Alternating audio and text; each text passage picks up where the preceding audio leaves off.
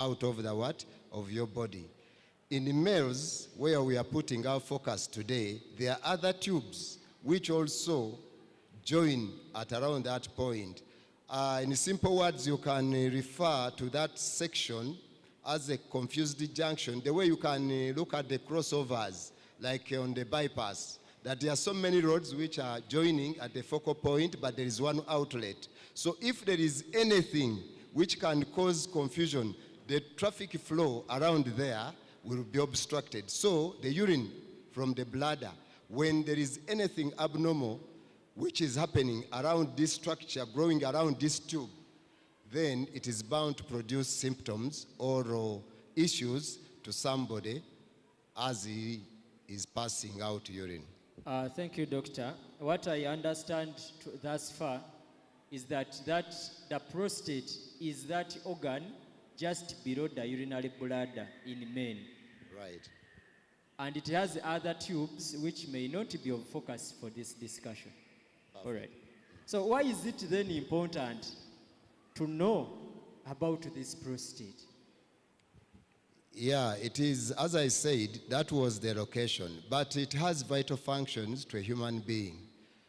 A man is different from a woman, and by virtue of being a man, he produces other life-bearing, I would say, seeds which will lead to production of babies and life.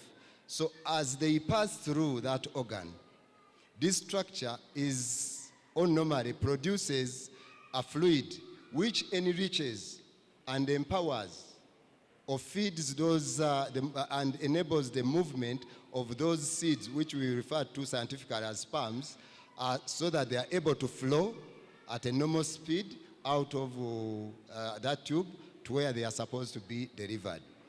But that aside, as health providers, the prostate is so important because other than the normal functions, its function can be disrupted, either by just normal swelling, say after maybe an injury from the exterior, because it's not very far from where you pass. If you relate it to the tubes through which the stool passes behind, it is close. But also, if you had, say, anything to do with maybe a minor procedure into your tube through which urine passes, they can injure this prostate easily. But that aside, as you started, infections which we get in form of urinary tract infection, or which is popularly referred to as UTIs to many of us around, when you get a UTI, it has the ability to move backwards. And when it moves backwards, because this tube causes some kind of limited flow or impaired flow through it, then urine stays there. The infection can grow further and can spread into this prostate, and the prostate itself begins swelling. It can give you symptoms thereafter. You feel pain around there, even you feel like you're not passing urine because of the pain, or you can even develop a fever, depending on what has brought it up. That aside, as man grows, normally, a male. So a male is almost like a woman. That is a biblical concept. You all know that a woman came from a man. So there are certain compounds which are still present in a man, which are now given out to be, for the other one to be called a woman. Mm-hmm. Some of these compounds are what we call estrogens. But man also remains with what is concentration of estrogens. So as a man grows, he loses this potency of the compounds in a man which are supposed to make him a man, gray beard, have a deep voice, and name it. So as he loses that concentration in his blood, the other concentration of a feminine-like nature becomes normal or much more. So they now initiate the growth of this prostate and starts growing bigger and bigger. And we said in the middle of this prostate, there is a tube which is transmitting urine. So as it grows, it is like somebody who is holding a small straw. So as you fasten your grip, then the flow through what? The tube becomes limited. So that is another thing why the prostate is important. But finally, one more thing, that as man grows to advanced age, this would be normal prostate also transforms into something abnormal. The way when I was young, all my hair was black. But now I have some gray hair, but I have also my colleagues who have more gray hair than myself. That is a measure of aging. So even the prostate is a measure of aging in a male. That as you grow further, from 40 through 50 through 60, by the time you are 60, the actual tissues of the prostate have turned into what we call a cancer.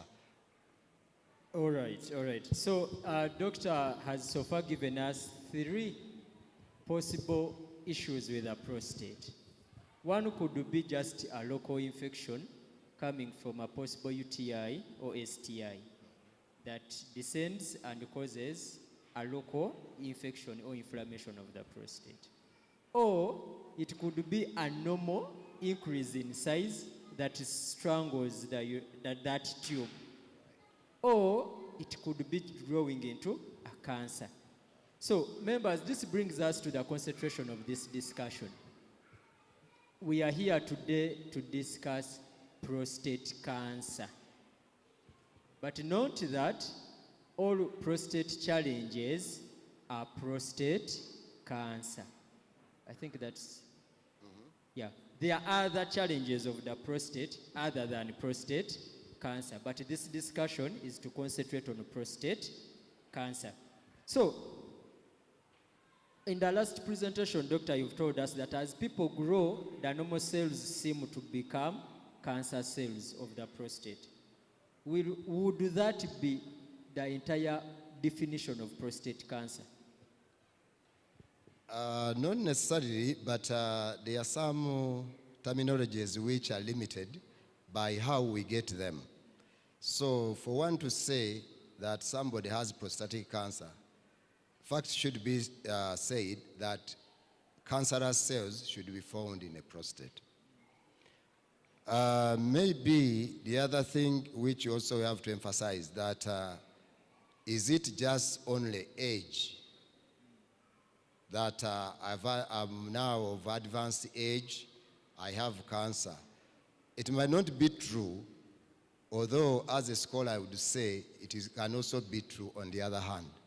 But so as one grows, not everyone who grows and reaches 60 and he has started getting these symptoms, urine hesitancy, maybe a bit of obstruction, that we should just say this person has cancer.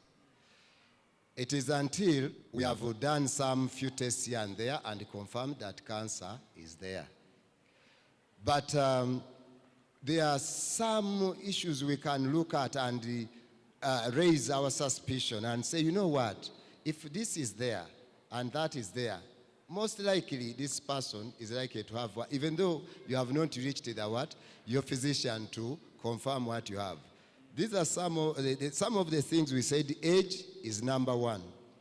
The other thing is if you have a family member, a relative, if you have one maybe by the age of 50, then we should be able to check you up and see whether you might be, what you are saying is related to what the other person got. But if you say you had 1 or 2 below the age of 45, then the suspicion is, and your risk of having cancer is elevated. Then the other thing is, of course, we have our habits or lifestyle, I would say. If you are one person and you are one of those guys who can't pass a day without having maybe a meat diet, especially the red meat diet, you live a sedentary life, and here, since we are all blacks, hopefully the other person has gone. But if we're in a community which has whites and blacks, but if you are developing these symptoms and you are black, then you are at a higher risk than this other white person. And of course, if you, as I said, if you are not a person who loves exercises, you are overweight, you are one person who enjoys these processed foods, then please don't take a lot of time to visit your physician. Thank you. The doctor has told us that the other technicalities are hard. Even if we defined it scientifically, we may not take the definition. But he has taken us through the risk factors. Members, let us enjoy exercising. Sweating is not bad. However much sweat may not smell very nice. And then the last time we had an outreach here, we did people's body mass indexes.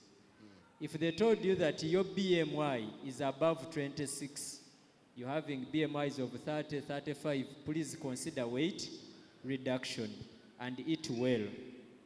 I want to, before we go to the next question, let me bring this to your understanding. In the year 2020, 1.4 million new cases of prostate cancer were diagnosed internationally. In the year 2022, still we had a 1.46 million new cases of prostate cancer in the world. So the surge of prostate cancer is real. Many men are getting diagnosed with prostate cancer every other year. So, how do you suspect you're heading towards having prostate cancer? I know men are worried. You know, some of us, men, we rarely go to the physicians to be treated. So somebody may be having a UTI and they are urinating frequently. So when should somebody get worried that seemingly I could be heading towards prostate cancer? Thank you so much. Well, this is a bit tricky. In a normal setting, I would say that if you are 40, maybe 50 and above, and you start getting the symptoms we've alluded to earlier on, a bit of hesitancy, a bit of frequency in passing urine, especially at night, a bit of feeling that there is some residue urine which has remained in you after passing some urine. Maybe you've also observed that when you pass urine, there's some maybe staining, blood-like. Then you start questioning yourself.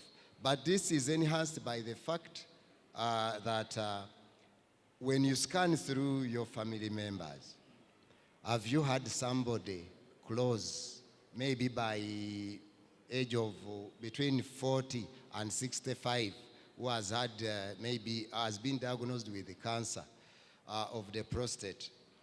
But all said and done, we should know that provided you're a man and you're above 40,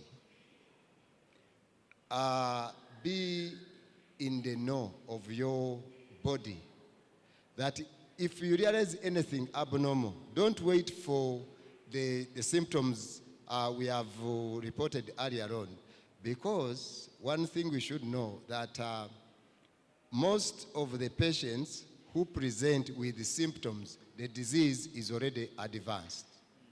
And there is nothing or hardly anything we can do to rectify the situation. The other thing is that most of the people or the would-be patients with the prostatic cancer present virtually with nothing. That's why this exercise which has been carried out today is very important. Don't wait to complain of anything. Provided you're a man, just know, I am a culprit. And what's still, maybe what I can emphasize as a person who works also in the other spheres of cancer, that unlike what we see in the Western world, where these are diseases of the aged, 60 and above. I remember we shared a talk someday here about breast cancer. We have these abnormalities which are occurring. A disease which is usually seen in people of 60 and above, in the African or the low middle income countries setting, it is seen between 30 and 40. So if you wait sitting on yourself saying, you know what, let me wait, I'm not yet 50 or 60.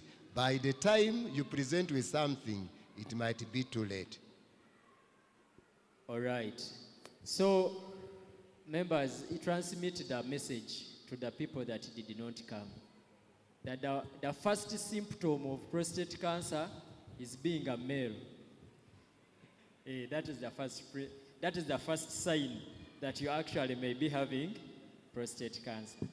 The second sign for blacks and people in low and middle income countries is being 40 years of age. Okay? The third symptom is do not wait for those symptoms. Go and have a routine screening. Hopefully we have made sense. If you wait for those symptoms, it may be too late. So, when we hear about cancers, people get scared. People lose hope. And many are likely to die from anxiety-related symptoms than the disease itself. So what can be done if somebody has a diagnosis of prostate cancer? Yes. As we've shared now and again, being diagnosed with cancer does not mean that you are dying the next day. Having cancer is not a death sentence. The disclaimer here is that the earlier you present, the better the outcome. And so this takes us into what we could say that when the disease is gotten early, we have a variety of options on how to handle the issue. And the higher or the later or the more advanced you present to us, the lesser tools we have in our arsenal, as I would say. So if one comes early and you see our job description is very easy, we won't have to screen again. But still, we won't take it as gospel truth if you come and say, I have what? Prostatic cancer. We would say, no. Let us take you through the scheme and see. We will be able to examine your blood and be able to ascertain, or it is some kind of screening tool, what is being done for blood from the men. So we scan through and find the level of the prostatic specific antigen, which is the PSA level. So that, the minimum, the normal level in a man should be about 4. Let me just put it at that, at the mark of 4. The higher the level goes, the more likely that you have what? You might have prostatic cancer. But doesn't mean just by looking at the level that you have prostatic cancer. Then 2, we'll have to examine you further. Of course, I had my colleagues around, they were asking, how are you going to screen? How do you go to do this? Some were scared because, as I said, that the prostate is close to the tube through which you pass your stool and also close to the tube through which urine passes. So the easiest way to reach out and feel and be able to comment on the health of the prostate is to use your physician or your doctor will be able to examine you from behind, from your anal canal or the tube through which you pass stool, and be able to feel with his finger, of course gloved, and he has some oils to make it a bit lubricated, and you don't feel any harm after counseling you quite well, and you'll be able, the prostate which is just enlarged for usual issues won't feel the same way the prostate which has cancer will feel. That is now to us, the practitioners. So we'll be able to know. And if it is suspicious, we'll counsel you on doing either of the above. Either to do a biopsy, it is a small needle, specific for that, which is passed through there, whether by naked eyes or using ultrasound, and we'll be able to get a small sample through that needle, special needle, and be able to examine and confirm and see whether you have cancer or not. Or to use the modern methods like MRI, but also AI has taken it to another level that we can take your sample of blood and be able to discern based on the artificial intelligence as we stand. Thank you, Doctor. So it comes to our understanding, gentlemen and ladies, that for the men whose samples have been taken off today, that is just the first level testing. But if the doctors up there found anything that would lead to a possible prostatic cancer, they will be able to refer you to the person who can do you a good examination to confirm the findings. So ideally, you say that having a diagnosis, when somebody tells you you have prostatic cancer, it doesn't necessarily mean that you're going to die. But at what stage shouldn't I be worried? Even in the late stages of the disease, shouldn't I be worried? Perfect. Yes, one thing we should take in humanly is that you will be diagnosed with a would-be dreadful disease. But we have this hope, and science has proven to us that when we find you with, say, a cancer which is still confined within the prostate. You see, the prostate, if you were to look at a tomato, most of us know how a tomato looks like.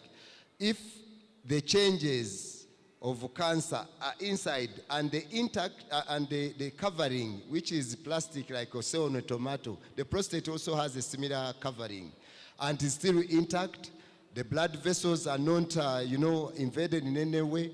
We have lymph nodes around there, they're not invaded in any way. We've proven and we checked everywhere, and we say the disease is still confined in the prostate.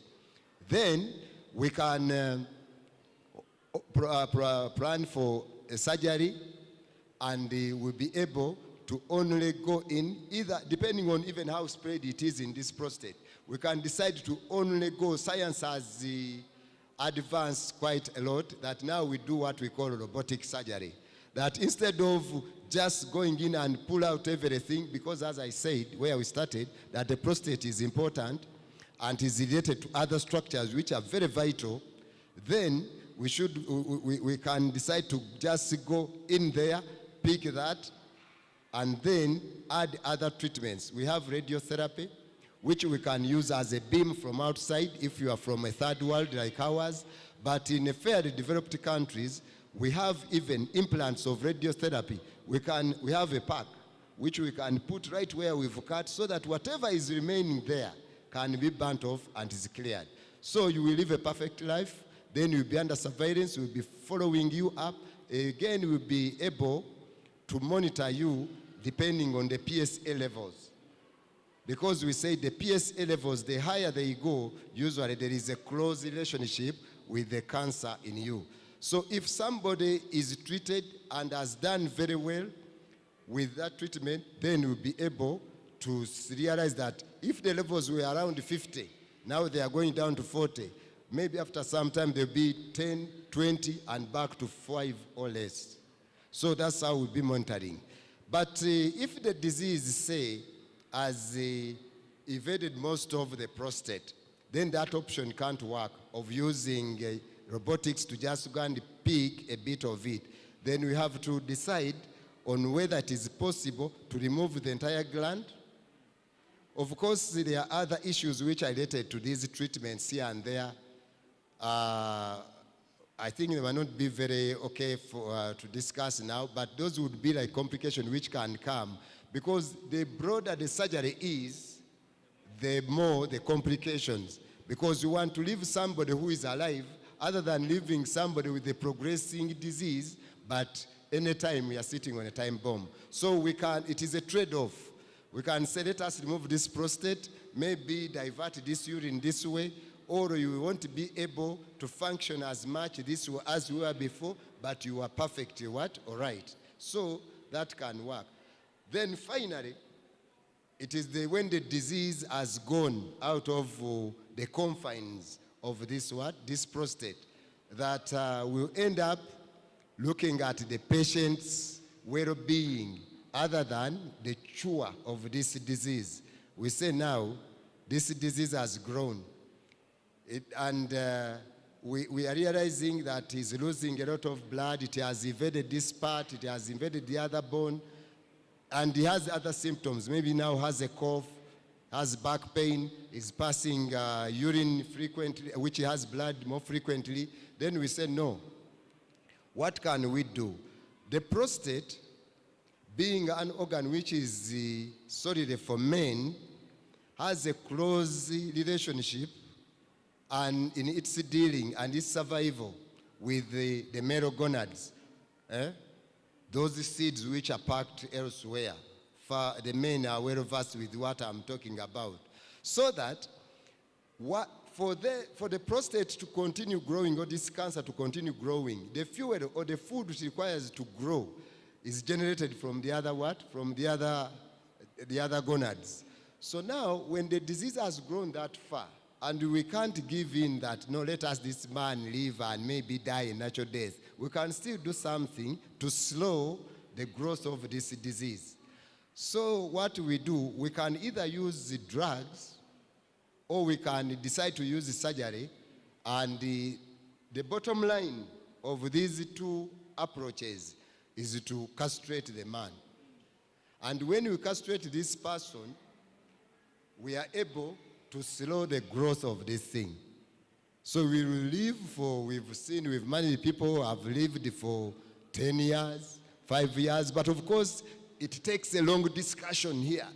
You know, this is what defines manhood. So if you say, you know what, this from today onwards, this is going to happen, this might not be possible, then there is really a lengthy discussion which, yeah. Thank you. Members, that is a take-home message, that the fuel that grows this prostate is produced in the organs that men take of high what? High value. But if we are to save your health, if it has set in and it is growing on a high speed, you may have to lose the other organs and stay alive. Members, what do you want? Do you want to trade the entire life, or you trade the life of a small system and the majority stays alive? Please stop being selfish for yourself. You be like, no, me, I cannot lose that part of me. At least I would rather die. You can live. There are many things to do, even without that. And then to the younger men, like my brother here, you need to marry before you're castrated without children. One of the closest or the last questions before we close to Doctor. Having known all this, and as we tend towards 40 and more years, we realize that we tend towards there. What can men do to have better prostate health, other than the physical exercises that you've already talked about? I think let us say that we as Adventists, we are privileged to have some of these health messages.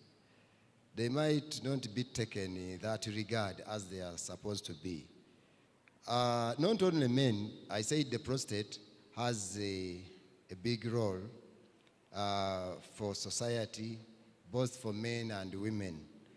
And in the event that a prostate has issues, in actual fact, ladies might be more affected than men themselves, especially on the point where you left it, saying that would you accept to become incapable, as I would say, for your existence? You know, some people have reached a point of saying, you know what, you are not man enough. You know, that is a big statement for a man. But now, it is circumstantial. So that's why I said the ladies should not go away, so that they appreciate that these are some of the issues which need to be considered and appreciated, so that when that time strikes, you should be in a position to support each other. Because some men we know, because of a mere mention of castration, have committed suicide. They can't withstand some of these things. Some of our colleagues, unlike most of you here, well, this is from me as a believer, I believe that those who have more than, our colleagues have more than one. Some of them have elderly, age mate, midway, and a young one. So a young one, to hear just this man is incompetent, then it is something unbearable, can cause issues. So, all said, we can do something. Lucky enough, as we Adventists, we have the concept of new start. In actual fact, it summarizes whatever you have to do with the prostatic health.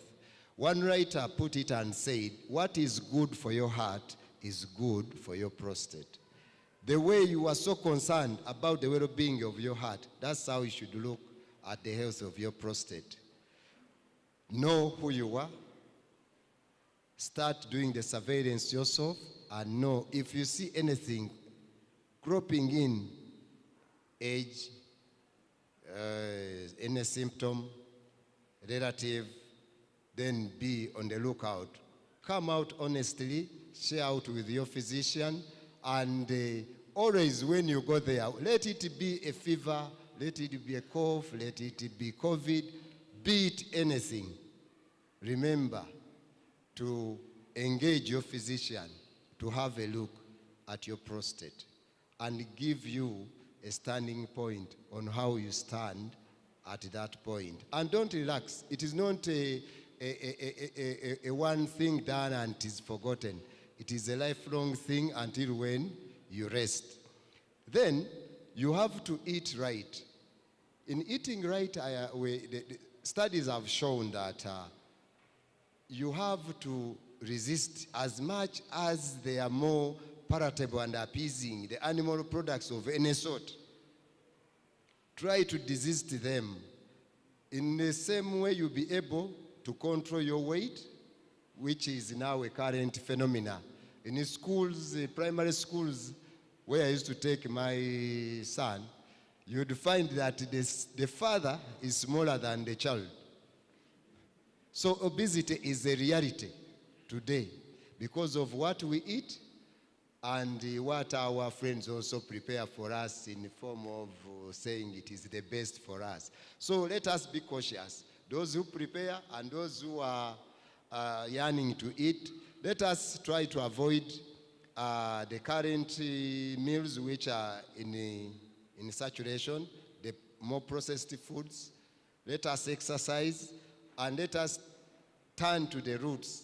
Consider more vegetables, more fruits. The commonest is a tomato.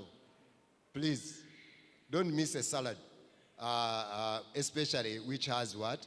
Tomatoes. Because studies have shown that tomatoes bear a compound called lycopene, which is important for your prostatic health. All said and done, you can't stop age. We are going to age. But let us be proactive in whatever we are doing. Let us grow knowing. Because these things are evident. As the Bible says, nature will tell us what is happening. When I was young, we used to play stupid games. I would say over the time, they were the in games. You stand at the cliff there and aim high. The stream will hit the other side. Where we've reached, it is coming closer to you. And it is going to continue coming closer to you until it ends on you. This is a fact. Believe it, that is a phenomena which is telling you, brother, you have aged. You can't, even though you are to take anti-aging creams or tablets, that is a natural phenomena. The way we've accepted gray hair, a bit of wrinkles, backs bending, aches here and there, and the way we've accepted our counterparts, that they reach a point T when they can no longer be in tandem with the seasons of the moon and the like, let us also agree that man also ages. Ladies and gentlemen, don't fear, but be blessed up for whatever is coming. But the good news is, most of us, however much cancer is that common, maybe we didn't give you the statistics, cancer is the commonest cancer in males. Prostate cancer. And as we stand in the Western world, those who are far better than us, but depending on their diet, their genetics and everything, they have it at about 75 per 100,000 males getting cancer. For us in Africa, it ranges between 43.1 to about 46. In Uganda in particular, we are at around 43.1 per 100,000 in the Kampala region and about 46 point something in Mbarara region. The unfortunate bit is the disease, by the time we present to hospital, 75% of those, 8 out of 10 people who present to hospital, the disease is late. And we've actually, the only thing we can do is either to plan a castration or to allow you go and suffer a normal what? Normal death. May the good Lord be with you. Doctor seems to have closed it all. But I want to say a statement in health promotion. Members, ever since 2009, when I came to this church, I think this is the first time we are doing PSA here. I think the third. The third? Okay, so it is the third. So, gentlemen, do not wait when health ministries will do another free PSA. So for men above 40 years, how routinely should a PSA be done? You know, I alluded to it briefly. I said, you see, a man of 40 years is an equivalent of about the one between 60 to 70 in the Western world. So every opportunity you can get, yearly, make sure at least you screen yourself. And although in the Western world they would go between 50 and above, basing on the health knowledge around them, knowing that I have a relative who had it at around 50 or below 65. But for us, I told you, there is this discrepancy in disease pattern. The diseases of the elderly are diseases of the middle-aged in here. So it is cross-cutting. So 40, please don't hesitate to have a check, because we've seen very many young people with good jobs crashing before us there, saying, you know what, I'm finished, when the thing is quite advanced. Thank you, Doctor. So members, every opportunity, when you go to visit your physician, also consider doing a PSA. That 10,000 or 50,000 is between you and castration. So please pay that money routinely, know how your prostate is working to avoid possible suicide. Okay? We still want you, we still want this church to grow when it is seeing you. Unless if there is any take-home message we're giving, we can pray and then go to the next program. Is there a question? Could there be any question to us? One or two, we answer that, and then please come up front. Let's have the questions pretty quick. We'll answer those and call it a day. Yes, thank you very much, Doctor. I would like to know whether if my dad or myself, I'm diagnosed with prostate cancer, there are some herbs I can go to the bush and pick and also take and be okay without coming to you for castration. Ladies and gentlemen, I don't want you to demonize us as people who castrate people. The same way you come to us and ask for a painkiller is in the same vein we offer you that option. And it's not forced on you. But back to your issue. As we stand today, there is no known herb which treats cancer. But there are so many concoctions which are on the market. Some are genuine, some are not genuine. I've been adulterated with the Western medicine, or the what we call chemotherapy, drugs which kill cancer. And they are mixed in dodo and some other things, and people give them to you. You take them, and you are happy that you've been treated with herbs. But on the other hand, they are, you see, there is an example of the Chinese population. If you look at the American population at about 75 per 100,000 people, men having a prostatic cancer, the Chinese are about 10 per 100,000. Where is the science? The science is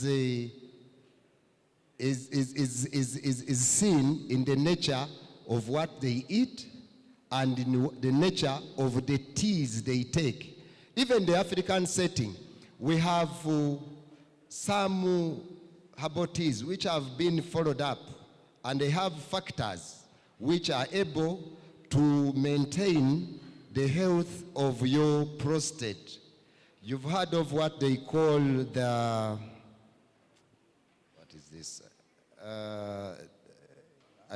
There's a tree, but people get its bark and use it as the herbal tea. Intercessor. Intercessor, the bark. If you take that tea regularly, there is a way it is good for your health of the prostate, but it's not a treatment for prostatic cancer.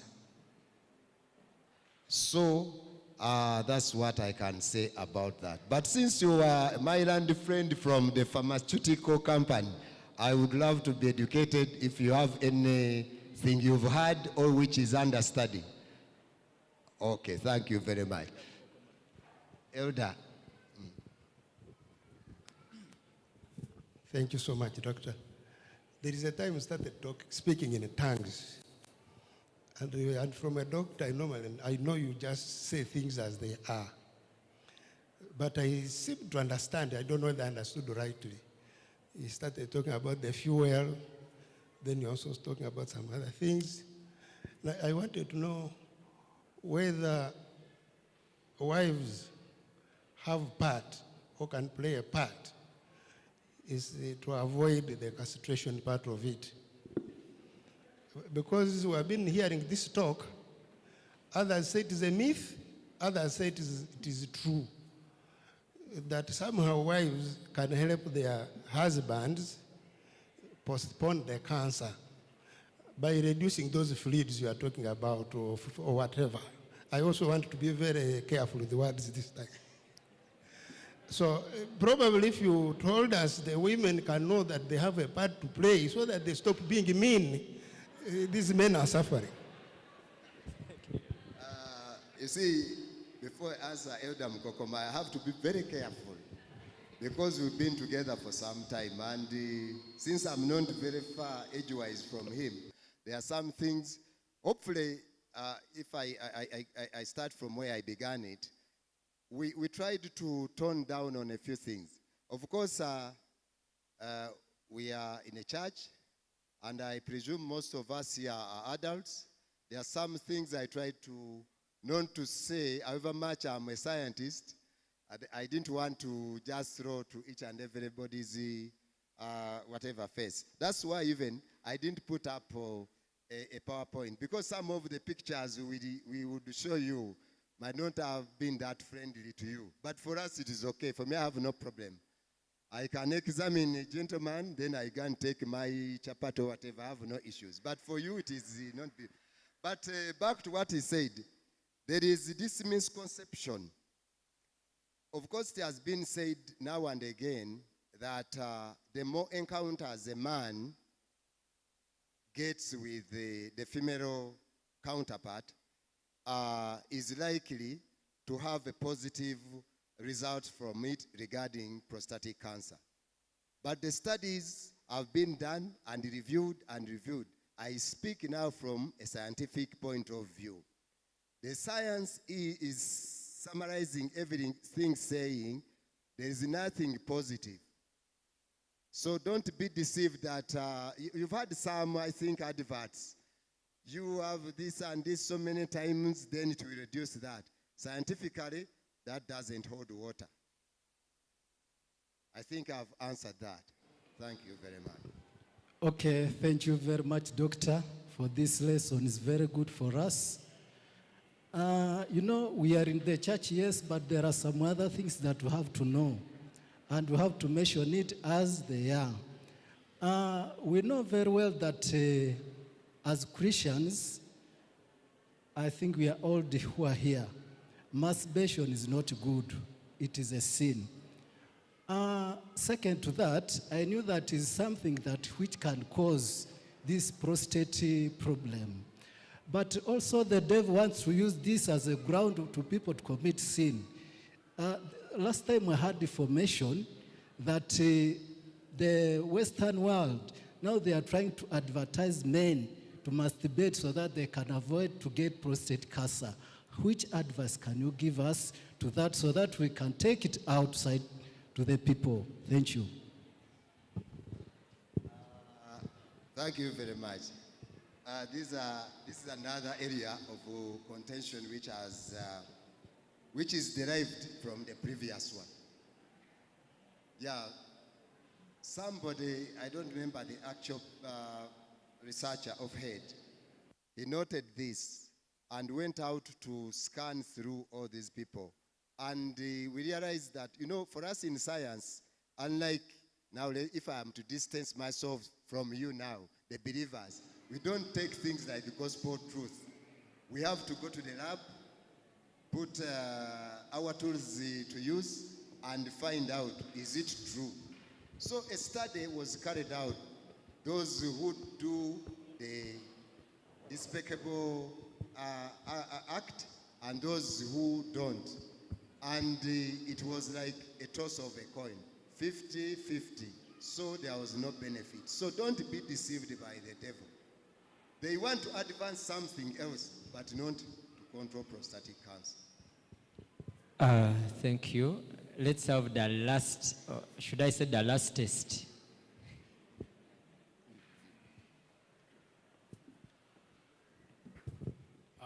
Doctor, I just wanted you to clarify on when you say the Western people, theirs age starts from 60 to 70. And for Africa, it's 40. And what I don't understand is that their diet is mainly meats, red meat, and which we are told not to consume. And then at the same time, they tell us don't use carbs. And those people don't eat a lot of carbs. They eat mostly meat. So I'm getting confused how to balance the diet. Thank you so much, Elder. Yes, I think we are in agreement. True, we said the numbers of men developing cancer, prostatic cancer in the Western world. In the American setting, it is 75 per 100,000. Then to the Ugandan or the African or low middle income countries, it is about 43, and maybe to the Chinese about 10. So you see, from what you've submitted, true, the diet is in correlation. Those guys, those who have traveled, you know what you eat out there. Even the cost is prohibitive. To eat the greens and the like, you might not survive for 1 year. Yet if you eat meat, it is very easy even to survive 5 years because it is cheap. That is now environmental in nature. Now, the issue of the age is not necessarily due to the what? The diet. The issue is basically more of genetic. There's something the black population, even in the Western world, when you look at the levels of cancer, there are more blacks there. That's why they say the blacks are more at risk compared to the whites. That side. However much they are eating the same diet. But this is now something which is making us scratch our heads now and again. It is the resources which are a bit prohibitive to us. Name any disease, apart from maybe the tropical diseases and the like. But those non-communicable diseases, heart diseases, diabetes, cancers, us here, the people in these underdeveloped countries, we get the problems quite early. If you are to come to our institutions here, or go to any hospital, or if when you are to look at people we've had in the church, they are quite young. Somebody has cancer at 30 and what. So it is a riddle which we have not solved. But whether there's some degree of unique environment in us, but not necessarily, because even us who go the other side end up going with it. So as I told you the other time, that I was trying to do something about breast cancer and those below 50 years. And we are trying to see, because when you look at certain diseases, it is 50. You know, even in our literature we have around here for these guys who we've taught, we used to say cancer is a disease of 50 and above. If you would say 30, 40, and it is an option, definitely we would fail. But this is the reality on ground. So it is something we are trying to explore, and maybe we might get a Daniel to solve the riddle. Thank you very much. Thank you. With those words, we cannot add a lot. I can just say, members, don't get worried of availability of herbal medicine. Just eat well. Let food be your medicine, but not let drugs become your food. I repeat, make food your drugs. Do not make drugs your food. Eat right, eat well, exercise. Keep your body's parameters in check. You do not lose anything being a billionaire with my size. I am not a billionaire, but I'm saying you can still be a billionaire but stay like me. You don't have to be very huge for people to know that, that guy is these days is a what? Is a billionaire. Let's have a closing prayer, and then we shall transit into the next session. Father God, we are grateful that you've given us this opportunity to share the little we know with your children. Lord, we ask you to touch each and everybody in here to become a messenger of hope to those who are not here, but also even those who are not part of our church. Share regularly and empower us so that by the end of that day, we'll be in good health. Soldiers for the faith, to take it forward to the ends of the world as able-bodied people. You are not interested in the sick. You came in here to heal us. You gave us all these messages to prepare us. We know, Lord, this was timely, and it has impacted and benefited someone in here or one online. We thank you and honor you because you've been with us. In Jesus' name we've prayed.